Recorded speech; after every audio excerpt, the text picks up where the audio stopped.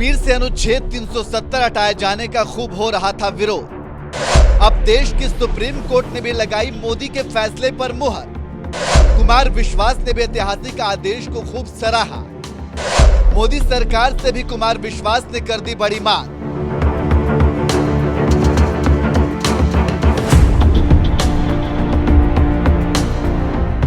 5 अगस्त 2019 यही वो तारीख थी जब मोदी सरकार ने कश्मीर से अनुच्छेद 370 उखाड़ फेंका था। ये एक ऐसा ऐतिहासिक फैसला था जिसका इंतजार देश को दशकों से था।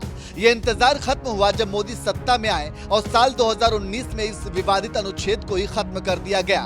जिस वक्त सरकार ने यह फैसला लिया था उसका खूब विरोध हुआ था। कश्मीर के नेताओं के साथ ही कांग्रेस ने भी सरकार के फैसले का खूब विरोध किया था, जिन्हें अब देश की सर्वोच्च अदालत से मुंहतोड़ जवाब मिला है। 11 दिसंबर को सुनाए गए ऐतिहासिक फैसले में सुप्रीम कोर्ट ने सबसे पहले तो मोदी सरकार के फैसले को जायज ठहराया और फिर इसके बाद जल्द ही यहां विधानसभा चुनाव कराने का आदेश भी दे दिया।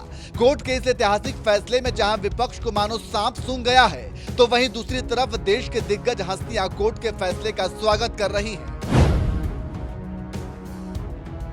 सबसे पहले बात करते हैं कवि कुमार विश्वास की, जो बीजेपी समर्थक तो नहीं है, लेकिन बात जहां देश की आती है तो मोदी सरकार के साथ खड़े होने से भी नहीं हिचकते हैं। इस बार भी उन्होंने कुछ ऐसा ही किया जब सुप्रीम कोर्ट ने कश्मीर से अनुच्छेद 370 हटाए जाने के फैसले को सही ठहराया। कोर्ट के इस फैसले के बाद कुमार विश्वास ने एक्स पर लिखा, माननीय सुप्रीम कोर्ट द्वारा दिवंगत धारा 370 मामले में आज भारत के संवैधानिक एकीकरण पर कानूनी मुहर लगा दी है। इसके लिए पूरा भारत माननीय सुप्रीम कोर्ट के प्रति आभार व्यक्त करता है। जम्मू कश्मीर के सभी भाई बहनों बुजुर्गों को गले लगाकर मुबारकबाद। कुमार विश्वास ने इस ट्वीट में अनुच्छेद 370 को दिवंगत कहा है, यानी एक ऐसा अनुच्छेद जिसकी मौत हो चुकी है और वो अब कभी लौट कर नहीं आएगा। वैसे तो ये इतनी छोटी सी बात है, लेकिन 370 को दिवंगत कहे जाने से इसके समर्थकों को जरूर मिर्ची लगी होगी, जो ये सपना पाल कर बैठे होंगे कि एक न एक दिन कश्मीर में अनुच्छेद 370 दोबारा से जरूर लागू होगा। उनके इस सपने को सुप्रीम कोर्ट ने चकनाचूर कर दिया, तो वहीं वरिष्ठ वकील और राज्यसभा सांसद महेश जेठमलानी ने सुप्रीम कोर्ट के फैसले पर कहा कि यह एक ऐतिहासिक फैसला है, पूरे देश को बहुत खुश होना चाहिए। यह दर्शाता है कि सुप्रीम कोर्ट ने देश के साथ जम्मू कश्मीर के पूर्ण एकीकरण पर अपनी मुहर लगा दी है। It's a historic decision. The whole country should be very happy. It marks the Supreme Court has given its imprimatur, its seal on the complete integration of Jammu and Kashmir with the country, and they've upheld even the reorganization aspect part of it. They've recognized the validity of Ladakh being a separate union territory, and as far as the Jammu and Kashmir, a part of original J&K is concerned, Jammu and Kashmir, they have said that statehood should be restored. And the government has said, yes, our intention has always been to restore full statehood to Jammu and Kashmir. Supreme Court has said do it by 30th September 2024. And मुझे उम्मीद है कि ये होगा. But at the same time, the Jammu Kashmir leaders like Umar Abdullah and the leaders from the Democratic Azad Party and even the Owaisi is saying that it is very disappointing, that they are very disappointed with the result, but they are not disheartened. They will continue with their fight. देखिए, during the previous leadership of Jammu and Kashmir, you know what the situation was. There was cross-border terrorism. I'm not saying it doesn't exist, but there are very few now.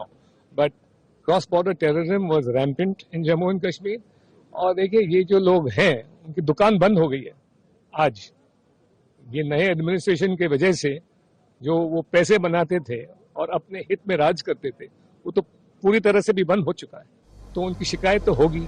पूर्व IPS Brijlal ने supreme court के ऐतिहासिक फैसले पर पूरे देश को बधाई देते हुए कहा कि अनुच्छेद 370 भारतीय संविधान पर सुप्रीम कोर्ट के निर्णय का स्वागत करता हूं। माननीय उच्चतम न्यायालय ने अपने फैसले में संसद द्वारा लिए गए निर्णय को सही माना।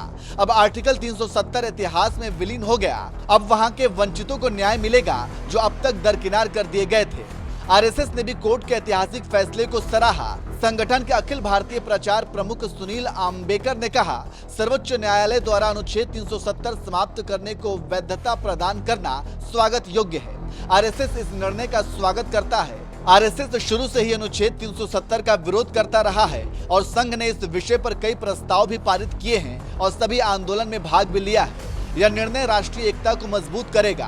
अनुच्छेद 370 के कारण जम्मू कश्मीर में वर्षों से अन्याय सह रहे लोगों को इस निर्णय से मुक्ति मिली है।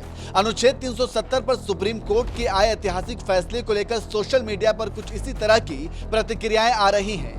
देश का हर तबका सुप्रीम कोर्ट के फैसले का स्वागत कर रहा है, लेकिन हाँ, कुछ लोगों को जरूर तकलीफ हो रही है जो चाहते थे कि कश्मीर में अनुच्छेद 370 बरकरार रहे, फिर वो चाहे जम्मू कश्मीर की पूर्व सीएम महबूबा मुफ्ती हो या फिर पूर्व सीएम उमर अब्दुल्ला, फारूक अब्दुल्ला, राहुल गांधी जैसे नेता। लेकिन अब इसका भी कोई फायदा नहीं, क्योंकि मोदी सरकार के फैसले को देश की सबसे बड़ी अदालत सुप्रीम कोर्ट ने भी जायज ठहरा दिया है। बहरहाल सुप्रीम कोर्ट के इस फैसले को आप किस नजर से देखते हैं, अपनी राय हमें कमेंट करके जरूर बताएं।